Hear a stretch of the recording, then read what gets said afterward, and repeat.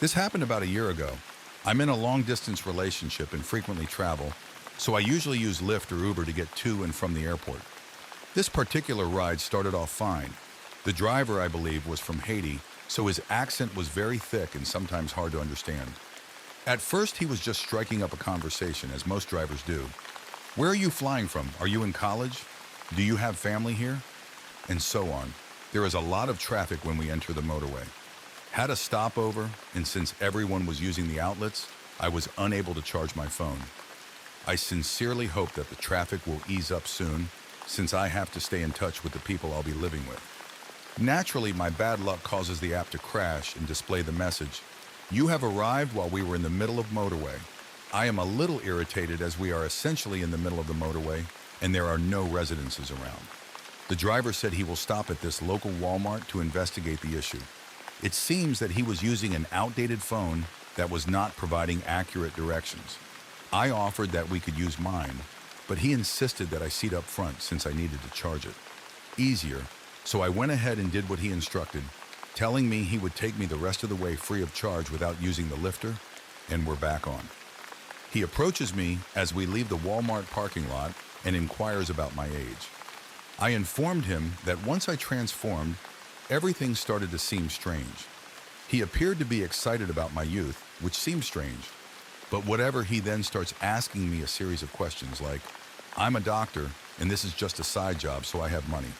Why don't you live here in this state? You should move here. And you could go to college here." This dude was at least in his mid-20s when I informed him I didn't have the money to just relocate to the US and enroll in college. He then said, "I can take care of you.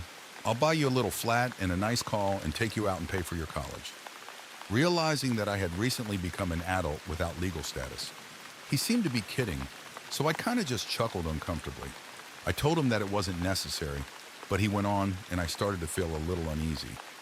I didn't want to draw any conclusions, so I reasoned that perhaps he wasn't sure how to conduct a proper conversation because he wasn't born in the country or something.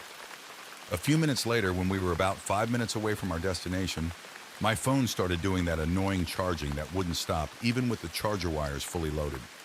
I had this phone for a long time sometimes and didn't seem to be charging very much. It died when we got so close to our destination, even though I told him I knew the rest of the way.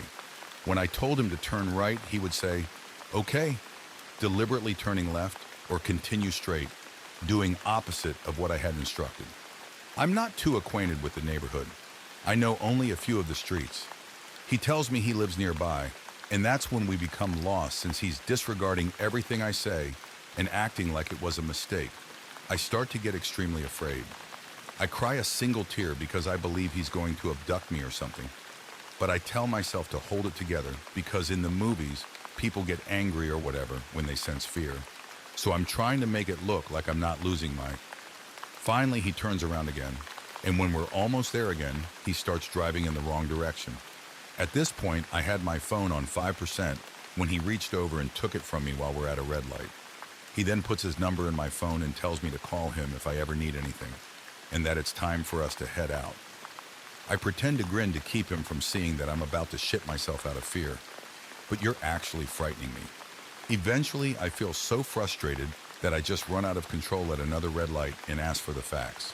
Goodbye. I need my boyfriend to come get me because I'm terribly afraid, so I contact him when my battery is just 5% dead and let them know where I am.